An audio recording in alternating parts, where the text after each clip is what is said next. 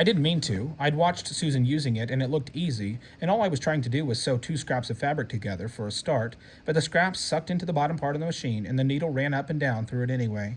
A bunch of thread came out of nowhere, snarling itself into a knot, and then the machine made an awful noise, and then the needle snapped in two. I took my foot off the pedal. I stared at the tangle of thread and cloth, at the broken stump of the needle. I was going to get in awful trouble. Susan had been sewing every day since she finished our dressing gowns. She'd made herself a dress and made new shorts for Jamie. She loved the sewing machine. I couldn't think what to do. My stomach roiled. I fled upstairs and hid in the spare room, the room still full of Becky's things. I slid under the bed, deep into the corner. My mind went numb. I started to shake. Much later, I heard Susan come in the front door. Heard her calling my name, heard Jamie climbing up the stairs. He opened the door to our bedroom and shouted, "She's not up here." "She has to be." That was Susan's voice. "Her crutches are right by the stairs." They called my name, over and over. Jamie ran outside, ran back in. It grew darker. Finally, Susan's face poked under the edge of the bed. "You idiot girl, why are you hiding?" I cringed against the far wall. Susan grabbed my arm and dragged me out. "What's wrong? Who frightened you?" I threw my hands over my head. "I'm not going to hit you," Susan shouted. "Stop that." Jamie came into the room. "Was it the Germans?" he asked. "Of course it wasn't the Germans," Susan said. "Ada, Ada." She had an iron grip on my wrists, pulling my arms down. "What happened?" "You'll send me back," I said. "You'll send me back." All that time, under the bed, my panic had grown worse and worse. I'd lose Butter. Freedom. Jamie. "I won't send you back," Susan said, "but you'll tell me this instant what's wrong." She put a finger under my chin. "Look at me. Now tell me." I looked at her, but only for a second. I squirmed away from her grasp. Finally, I gasped. "I broke your sewing machine." Susan sighed. "Look at me," she said. She tipped my chin up again. "You tried to use my sewing machine?" I nodded, squirmed away, looked at the ground. She tipped my chin up. "And you broke it." I nodded. Looking her in the eye was nearly impossible. "It's okay," she said. "No matter what, it's okay." I couldn't believe her. It wasn't going to be okay. "You did do something wrong," she said. "You should have asked me first. But you don't need to be so afraid. I'm not going to hurt you because you made a mistake. Let's go see how badly it's broken." She made me go down the stairs to the living room. The fire was lit and the room was growing warm. It turned out that I'd only broken the needle, not the entire machine. Needles wore out sometimes, Susan said, and you had to replace them anyhow. She had an extra needle, so she took the broken one out and replaced it. Then she removed the snarled mess of cloth and thread. "It really is all right," she said. "Do you want to see what you did wrong?" I shook my head. My stomach hurt so bad. Susan pulled me over anyhow and showed me how the machine worked and how I needed to lever the needle into place before I started the machine running. "Tomorrow you can practice," Susan said. "No, thank you," I said. She pulled me close to her in a sort of one-armed embrace. "Why did you hide? Why were you under the bed?" Jamie had been hovering the entire time. "Ma'am puts her in the cabinet," he said, "whenever she's really bad."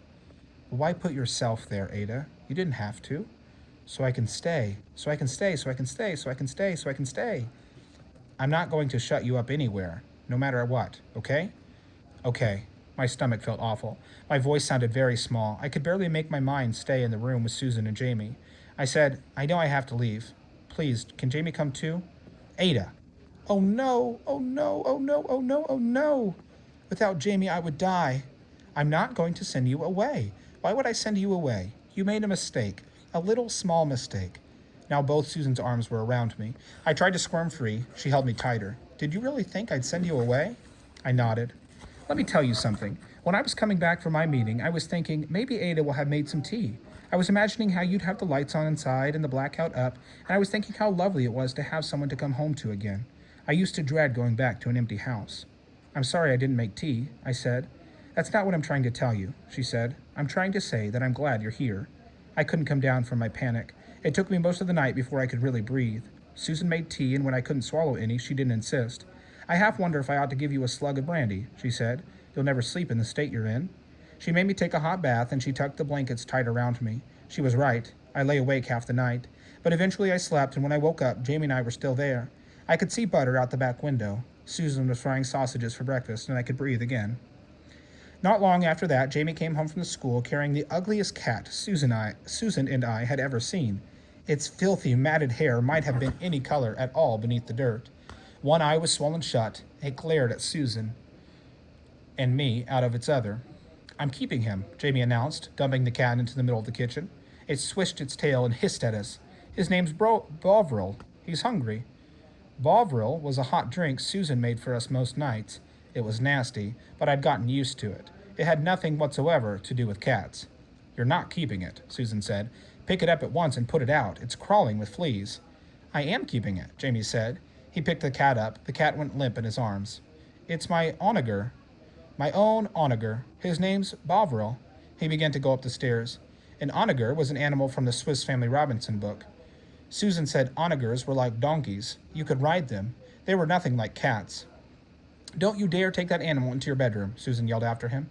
I'm not, Jamie said. I'm giving him a bath. Good Lord, Susan said to me. We'll have to call an ambulance. It'll scratch him to death. It didn't. Jamie bathed the mangy cat and drowned its fleas. He brought it back downstairs, wrapped it in one of Susan's best towels. He fed it part of his meat from dinner. It'll hunt for itself after this, Susan said. I'm not cooking for a cat. He's a good hunter, Jamie said, rubbing the cat's head. Aren't you, Bovril? Every night after that, Jamie fell asleep with Bovril curled up in his arms. He never wet the bed again.